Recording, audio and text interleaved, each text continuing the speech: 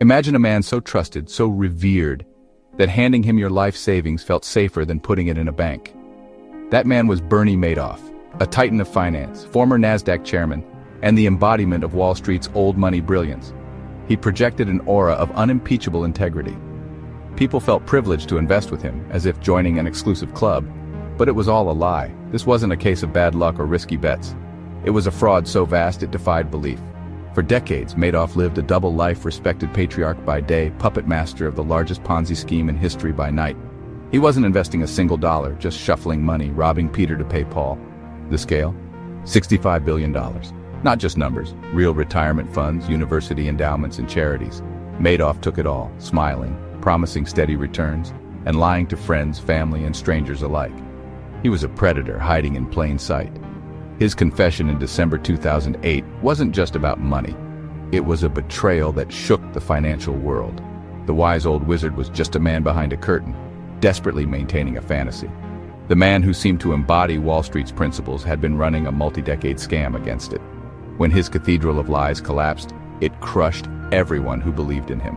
The story of Bernie Madoff is a stark reminder. Sometimes the most dangerous monsters are the ones we trust the most. He didn't just steal money, he shattered faith in the system. His legacy is a warning. Trust, once broken, is almost impossible to rebuild. Madoff's story is not just about greed, but about the cost of blind faith. In the end, the man who was Wall Street left only ruin in his wake, and the world would never look at trust, or Wall Street, the same way again. How did Madoff fool so many for so long? The answer: exclusivity and social engineering. Madoff's fund wasn't advertised. You needed an invitation, like joining a secret society. This air of exclusivity was his greatest marketing tool. People begged for access, desperate to be part of the club. Investing with Madoff became a status symbol. He cultivated his image within affluent communities, moving through country clubs and charity galas as a sage, not a salesman. The legend of Madoff preceded him. People begged friends for introductions, and being turned away only increased the allure. The more exclusive he seemed, the more people wanted in. The returns he promised weren't outrageous, just steady, consistent, and seemingly safe. While the market swung wildly, Madoff's fund delivered 10 to 12% every year, never a down month. In a world of uncertainty, he offered stability. This was, of course, impossible. No real investment can defy market gravity forever. But for his clients, it was proof of his genius.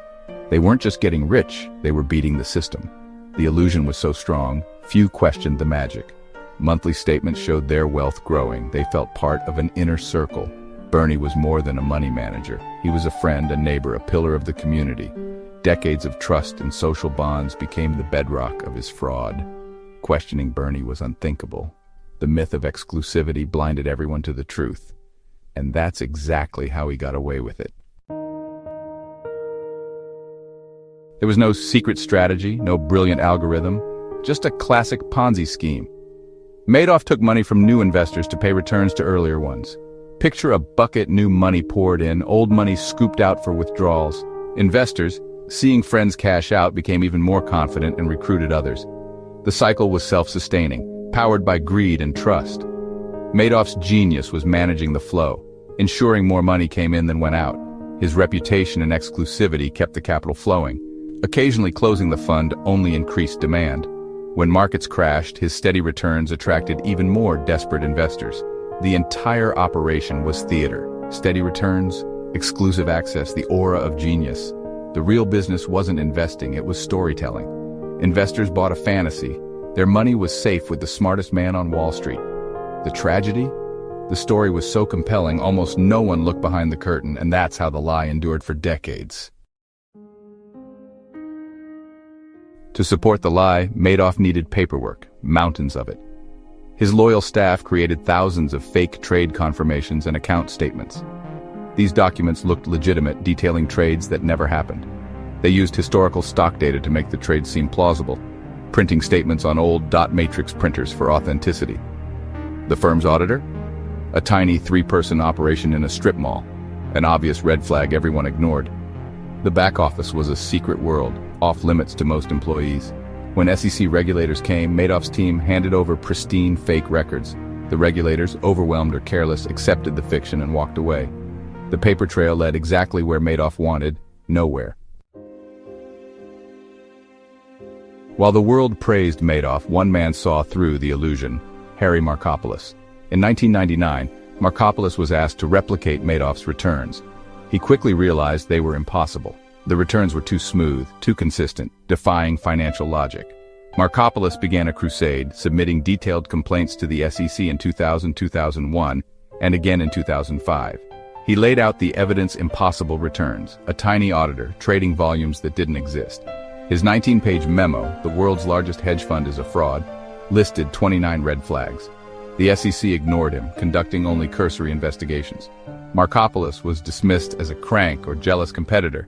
For nearly a decade, he did everything right, documenting, warning, and pleading for action.